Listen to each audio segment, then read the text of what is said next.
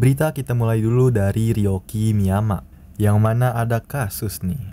Secara singkat nih ya, jadi Ryoki Miyama dari Beavers itu lagi jadi sorotan karena penipuan pernikahan. Nilainya itu sekitar 100 juta yen, kalau di USD sekitar 704.000 US dollar. Yang ditipunya siapa? Namanya Akari Ono. Jadi si cewek ini tuh adalah CEO di industri fashion sekaligus YouTuber yang punya 850.000 pengikut. Nah, mereka mulai hubungan rahasia itu sejak 2021, walau usianya beda cukup jauh. Nah, selama pacaran nih ya, Ono tuh ngasih Miyama hadiah mewah.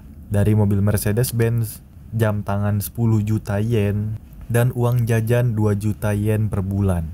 Tapi hubungan ini makin buruk gara-gara Miyama dituduh selingkuh, yang mana mereka ini jadi berantem hebat. Dan si Miyama kena tudingan penipuan karena Ono ngerasa dimanfaatin, terutama setelah janji pertunangan yang batal. Jadi ini orang tuh mau kondo. Tabloid Shukan Bunshun bahkan klaim kalau punya 2 rekaman video terkait kasus ini yang belum dipublikasikan. Dan sampai saat ini kasusnya masih belum kelar. Ya, laki-laki lu bang bukannya ngasih duit ke cewek, malah minta duit. Malu gua mah. Nah itu dia pembukanya, sekarang kita lanjut ke berita inti. Beberapa waktu kebelakangan, gua cek IG-nya Goki Maeda, pemeran Todoroki Yosuke. Rambutnya bener-bener Todoroki pisan banget maksudnya. Nah kemudian gue dapat info lagi nih dari temen gue, dari Alif. Dan akhirnya gue nelusurin lebih dalam lagi.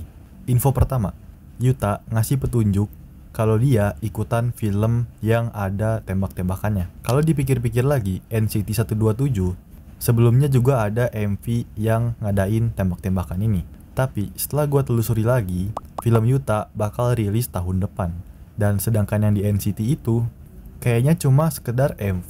Jadi sebenarnya ada ketimpangan dan kebingungan ini tuh Yuta sebenarnya ada di mana. Tapi di sini gue pertegas kalau Yuta itu main film yang bakal rilis tahun depan. Sedangkan High and Low mulai syuting sekitaran bulan April, kalau kata Kazuma di leak yang sebelumnya. 今じゃあライブだけなんか作品とか入ってるの？廃炉？廃炉が4月ですね。Itu termasuk pengumuman, mungkin bukan leak karena emang ya disampaikan ke fans. Terus ada lagi nih postingan dari Exile Akira, pemeran dari Kohaku. Baru-baru ini untuk pengambilan gambar film.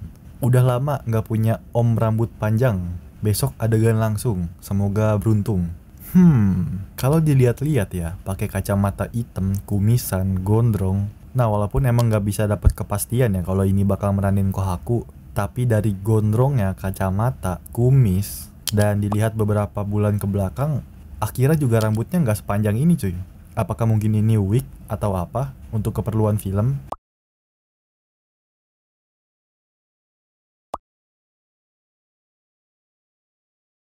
Yang jelas dia syuting film. Gimana? Ayo, dimana-mana tuh aktor-aktor Halo ini kayak udah pada ngegodain gitu. Kazuma ngomong di live CL, katanya dia bakal syuting lagi Halo bulan April. Dia bener-bener ngomong on point ke High and Low spesifik. Terus lagi nih ya, Yuta katanya pose mau tembak-tembakan.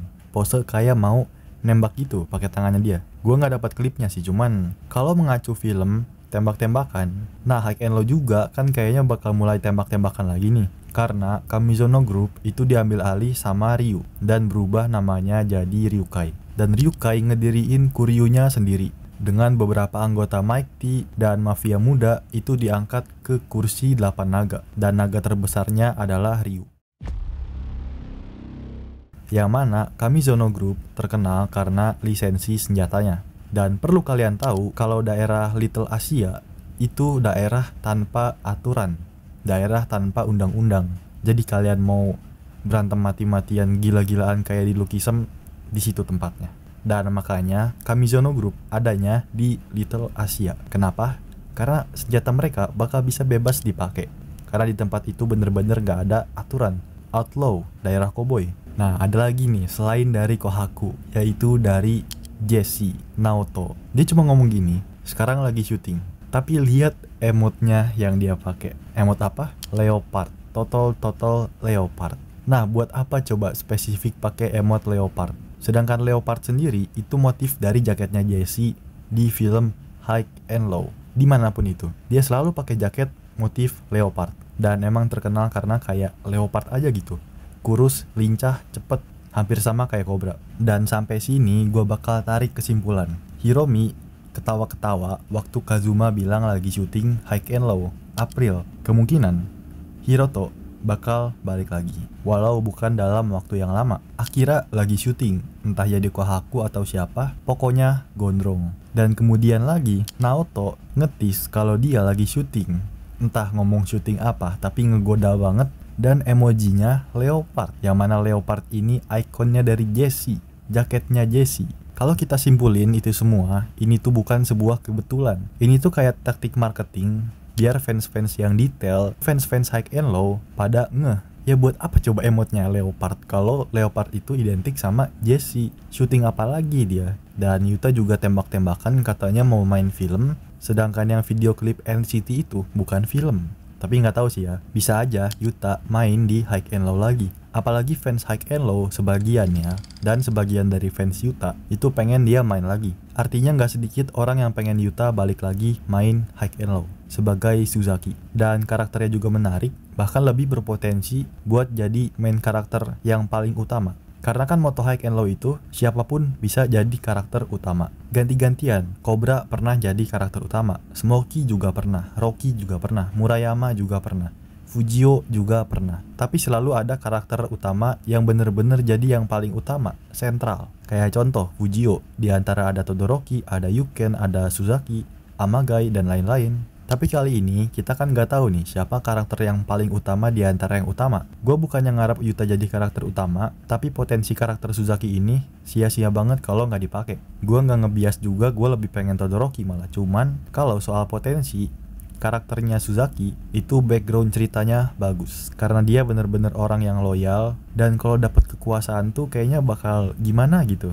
Oke, dari sini gue pengen mencetuskan sebuah teori nih. Gimana cara nyambungin title The Wars dari High and Low ke title High and Low yang lama, yang mana ada Sword, ada Kuryu, ada yang lain-lain. Sedangkan Fujio ini sama anak-anak sekolah lainnya gak boleh berurusan sama Sword, kecuali nanti ada ketua baru Oyako part-time atau Teijisei yang berhasil nahan 100 pukulan dan ngubah aturannya. Entah gimana pokoknya, Kuryunya versi Ryu bisa aja nih ngeksploitasi anak-anak sekolah di daerah Sword. Dan akhirnya mau gak mau, baik anak sekolah, siswa Teijisei atau part-time, Sword bakal terlibat lagi. Gue sih belum nemu skenario yang bener-bener cocok. Kalau beberapa case udah ke reveal, mungkin bakal lanjut di video selanjutnya.